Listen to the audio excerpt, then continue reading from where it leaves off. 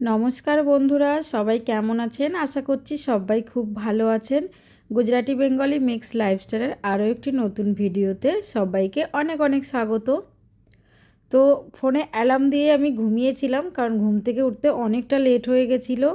তো যার জন্য সকালে তাড়াতাড়ি করে উঠে, যেহেতু ছেলেকে 8:45-র মধ্যে রেডি করতে হবে, তার জন্য 7:10-15তে আমি ঘুম থেকে উঠেছিলাম। তো উঠে আধা ঘন্টার মধ্যে তাড়াতাড়ি করে ছেলেকে রেডি করে ওকে স্কুলে পাঠিয়ে দিয়েছি। তার জন্য আমার এই যে বিছানা, যে বাসি বিছানাটা পড়েছিল ঠিক মতন, মানে সকালে টাইম পাইনি বলে আর করতে পারিনি।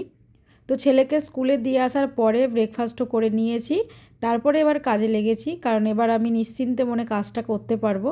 কারণ যে এই দিকে করতে গেলে ছেলেকে রেডি করাতে পারতাম না, আর ওর স্কুলের সামনে প্রোগ্রাম রয়েছে, ওই জন্য স্কুলও কোনোভাবেই ওকে ছুটি করানো যাবে না। ওখানে ডান্সের প্র্যাকটিস করাচ্ছে স্কুলে, তার জন্য ওকে স্কুলে না পাঠিয়েও রাখা যাবে না। আর ও নিজেই মানে স্কুল ছুটি করতে চায় না আর কি। তো যাই হোক, তোমাদের সাথে গল্প করতে করতে দেখো কাজেই লেগে পড়লাম। তারপরে বিছানাটা গুটিয়ে ফেলেছি।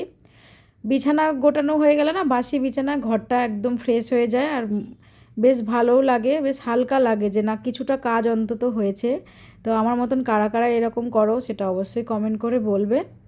ওদিকে বিছানা পরিষ্কার করে এসে এদিকে মাছ বের করছি। ফ্রিজে 4 পিস মতন কাতলা মাছ আছে, তো সেটাই বের করে রাখলাম। তো ভাবলাম আজ কাতলা মাছের একটু আলু দিয়ে লাল লাল করে ঝোল করব। মাছটা জ্যান্ত মাছ নয়, তবে কিন্তু আমরা এনেছিলাম আর কি, ভালোই ছিল মাছটা, খারাপ না। তো সেটা 4 পিস মতন ছিল আর কি, বাকিগুলো সব খাওয়া হয়ে গেছে। তো ওটা বের করে জলে দিয়ে রেখেছি যেন বরফটা গলে যায় তার জন্য। তারপরে যে সকালবেলা যে কিছু মানে খাওয়া দাওয়া হয়েছিল সেই বাসনও ছিল, আর রাতেরও কিছু বাসন ছিল। কাল রাতে খাওয়ার পরে মানে এত শরীরটা ক্লান্ত লাগছিল, আর ইচ্ছেই করছিল না যে বাসনগুলো ধুই বলে। তো যাই হোক, সেটা ছিল আর কি। তো একবারেই সব ধুয়ে নিচ্ছি, তারপরে যাব স্নান করতে। পুজো আছে, পুজো করব। আর কর্তামশাইয়ের তো মর্নিংয়ে ডিউটি চলছে, তাই উনি তো অনেক ভোরে বেরিয়ে গেছে, প্রায় 5টার সময়। উনি কখন বেরিয়েছে আমরা বলতেও পারবো না, কারণ রাতের বেলা অনেক ঘুম আসছিল না, তো প্রায় অনেকটা রাতের দিকে আমি ঘুমিয়েছি, তার জন্য আমাকে ডাকে না। ও একদম ভোরবেলা যখন 5টার সময় ডিউটি যায় তখন আমাদের কাউকেই ও ডাকে না, ও নিজের মতো নিজে রেডি হয়ে বেরিয়ে পড়ে। 8টার সময় গেলে তখন আমাকে উঠতে হয়, কারণ সকালে ওকে খাবার বানিয়ে দিতে হয়। ও খেয়ে তারপরে বেরোয়। আর অফিসে তো না হলে তেমন কোনো খাবার, ওই রুটি, মানে রুটি সবজি তারপরে পুরি এসবই বেশি পাওয়া যায়। তো সেই জন্য ওর খেয়ে ঠিক একটা পোষায় না আর কি। আর 8টার সময় হলে বাড়ি থেকে একবার খেয়ে বেরোয়, তার চেয়ে সুবিধা হয় আর কি ওর জন্য। তো এদিকে বাসনগুলো মাজছি, তারপরে স্নান করে দুপুরে রান্না করব। আর মাছ তো বের করে রাখলাম, দেখি আর দুপুরবেলা কি রান্না করি। একটু বেগুন, ডাঁটা, উচ্ছে এগুলো সবই রয়েছে। তো ভাবছি ওগুলো দিয়ে একটু সর্ষে আর পোস্ত বাটা দিয়ে একটু চচ্চড়ি মতন করব। শুক্তো নয়, শুক্তো করলে ওখানে যেমন পেঁপে ছিল, কাঁচকলাটা ছিল না বলে আমি আর শুক্তো করলাম না, কারণ শুক্তোতে আমার কাঁচকলাটা না দিলে তেমন একটা স্বাদ লাগে না আর কি, আমার ভালো লাগে না।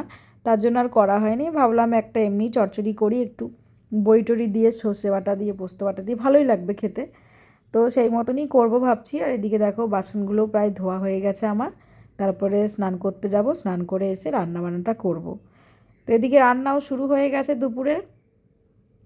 আর দেখো সেই কড়াইটা আমি আজকে পিতাম্বরী দিয়ে মেজেছি, এত সুন্দর সব পরিষ্কার হয়ে গেছে না। সবসময় তো সময় হয়ে ওঠে না, যখন খুব বেশি কালো হয়ে যায় তখন আমি মেজে নিই। তো এই কড়াইটা এতটাই পুরনো হয়ে গেছে, রাঁধতেও বেশ ভালো লাগছে, তো ওই জন্য ছাড়তেও পারি না কড়াইটাকে। তো যাই হোক, এদিকে রান্না হচ্ছে, আর ওদিকে দেখো আগে সবার প্রথমে মাছগুলো ভেজে নিচ্ছি। আর এবার মাছ প্রায় ভাজা হয়ে গেছে, এবার বেগুনটাকে কাটছি, কারণ বেগুনটাকে আমি আগে কাটিনি, আগে কাটলে অনেকটা কালো হয়ে যায় বলে আগে কাটা হয়নি। তো এখন মাছ ভাজা হয়ে গেছে, ওই তেলেই বেগুনটা ভাজবো। আর ডাঁটা, উচ্ছে, আলু এগুলো আমি সব কেটে রেখেছি, মশলা বাটা সব হয়ে গেছে।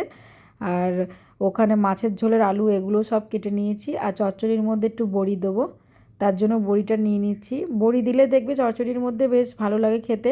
আমি তো বাঁধাকপিতেও বড়ি দিয়ে রান্না করি, বড়ি বাদাম দিয়ে, আমার তো খুব ভালো লাগে, আর রান্নাটা বেশ ভালো হয়ও। তো যাই হোক, এবার এই যে মাছ ভাজা হয়ে গেছে, বড়িগুলো ভেজে তারপরে বেগুনটা ভাজবো, চচ্চড়িটা করব, মাছের ঝোলটা করবো। আর মাছের ঝোলটা আজকে পেঁয়াজ টেয়াজ কিছুই দেবো না, নর্মালি এমনি আদা জিরে বাটা দিয়ে করব। ওভাবেও খেতে ভালো লাগে, জ্যান্ত মাছটা হলে ওইভাবে খেলেও ভালো লাগে, বেশ স্বাদ লাগে।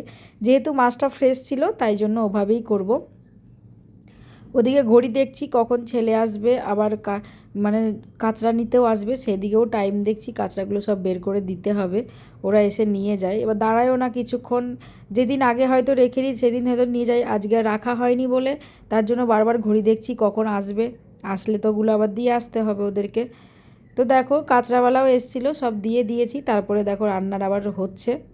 এই যে সবজি সব কেটে রেখেছি, বড়ি ভাজা হয়ে গেছে, আর এখানে বেগুনটা ভাজছি। বেগুনটা হালকা করে ভেজে রাখলে না খেতে বেশ ভালো লাগে, উচ্ছে বেগুনটা ভেজে তারপর রান্নাবান্নাটা হবে আর কি। তো রান্নাবান্না আমার কমপ্লিট হয়ে গেছে, এই যে চচ্চড়িটা, মাছের ঝোল, ভাত এইসবই করেছি। তো রান্নাগুলো কেমন হলো সেটাও তোমরা কমেন্ট করে বলবে। আর এই যে দেখো লাল লাল মাছের ঝোল হয়েছে, কে কে খেতে ভালোবাসো সেটা বলবে অবশ্যই।